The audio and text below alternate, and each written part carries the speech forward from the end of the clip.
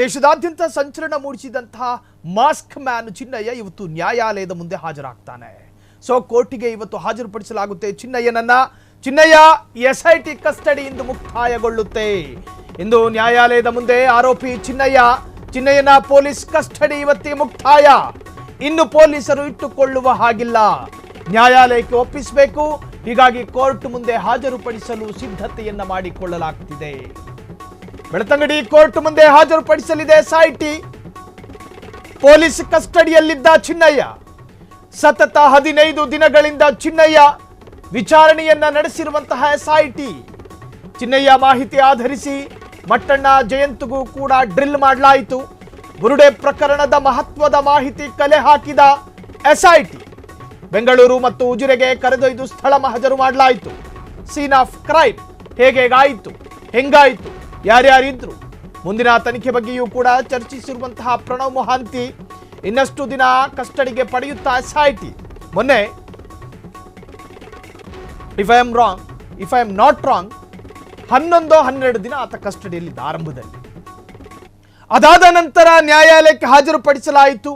SIT ಅಧಿಕಾರಿಗಳಿಗೆ ಮತ್ತಷ್ಟು ಆ ಪ್ರಕರಣದ ಬಗ್ಗೆ ಮಹತ್ವದ ಮಾಹಿತಿಯನ್ನ ಸಂಗ್ರಹಿಸಬೇಕಾಗಿ ಬಂದಿತ್ತು. ಹಾಗಾಗಿ ನ್ಯಾಯಾಲಯದ ಅನುಮತಿಯಂತೆ 2ನೇ ಸುತ್ತಿನ ಕಸ್ಟಡಿಗೂ ಕೂಡ ಪಡ್ಕೊಂಡ್ರು. ಆದರೆ ಬೆರಳೆಣಿಕೆಯ ದಿವಸಗಳಾಗಿತ್ತು 2ನೇ ಹಂತದ ಪೊಲೀಸ್ ಕಸ್ಟಡಿ. ಅದು ಇವತ್ತಿಗೆ ಮುಕ್ತಾಯ ಆಗುತ್ತೆ. ಮುಕ್ತಾಯ ಆದ ನಂತರ ಸಂಬಂಧಪಟ್ಟಂತ ಅಕ್ಯೂಸ್ಡ್ ಅನ್ನ ಮತ್ತೆ ನ್ಯಾಯಾಲಯಕ್ಕೆ ಒಪ್ಪಿಸಬೇಕು. ಅರ್ಥಾತ್ ನ್ಯಾಯಪೀಠ ಮತ್ತೇನಾದರೂ ಅನುಮತಿ ಕೊಟ್ಟರೆ ಅಡಿಷನಲ್ ಕಸ್ಟಡಿಗೆ ಬೇಕು. ಇನ್ನೂ ಕೂಡ ಇದರಲ್ಲಿ ಕಾಂಪ್ಲಿಕೇಟೆಡ್ ಇದೆ. ಈ ಪ್ರಕರಣದಲ್ಲಿ ನಮಗೆ ಯಾವುದೋ ಒಂದು ಸುಳಿವನ್ನು ಬಿಟ್ಟುಕೊಡ್ತಾ ಇದ್ದಾನೆ ಆರೋಪಿ, ಒಂದು ಹಿಂಟನ್ನು ಬಿಟ್ಟುಕೊಡ್ತಾ ಇದ್ದಾನೆ, ಅದು ನಮಗೆ ಕ್ಲಾರಿಟಿ ಆಗ್ತಾ ಇಲ್ಲ.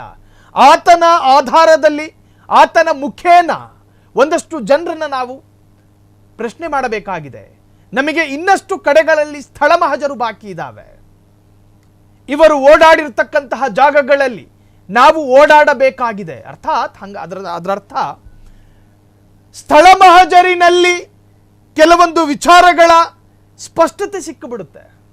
ಆರೋಪಿ ಬಾಯಿ ಮಾತಲ್ಲಿ ಏನು ಬೇಕಾದ್ರೂ ಹೇಳ್ಬೋದು, ಲಿಖಿತವಾಗಿ ಏನು ಬೇಕಾದ್ರೂ ಬರೀಬಹುದು. ಆದರೆ ಆ ಆರೋಪಿಯನ್ನ ಆ ಸ್ಥಳಕ್ಕೆ ಕರ್ಕೊಂಡು ಬಂದಾಗ, ಈಗ ಕ್ರೈಮ್ ನಡೆದಂತಹ ಸ್ಥಳಕ್ಕೆ ಆ ಕ್ರೈಮಿನ ಆರೋಪಿಯನ್ನ ಕರ್ಕೊಂಡು ಬಂದಾಗ ಆತನ ಬ್ರೈನ್ಗಳು ಅದಕ್ಕೆ ರಿಯಾಕ್ಟ್ ಮಾಡ್ತವೆ. ಇಂತಿಂಥ ಜಾಗದಲ್ಲಿ ನಾನು ಕೂತ್ಕೊಂಡಿದ್ದೆ.